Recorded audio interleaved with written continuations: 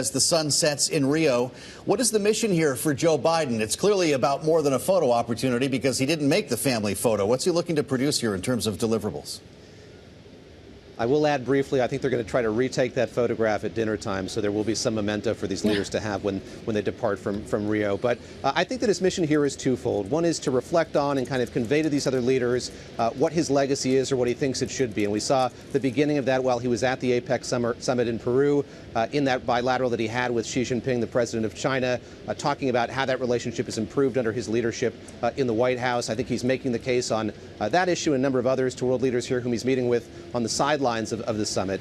The other is just to lay foundation on a number of these policy points for there to be some continuity between the Biden administration and the Trump administration. And there was a line that stood out to me from comments that President Biden made yesterday when he was in the rainforest in the central part of Brazil. He said he wanted to lay a foundation for climate change that the next president could have if he so chose to have it. And I think that that's the open question here that he's wrestling with, other leaders are wrestling with as well. He can do all of this work on climate, on sustainability, on the war in Ukraine, but he knows, everyone knows, that come January 20th, there's going to be a new person in the White House, a new old person, somebody folks here are familiar with, and it stands that policy is going to change markedly when Donald Trump is back in power.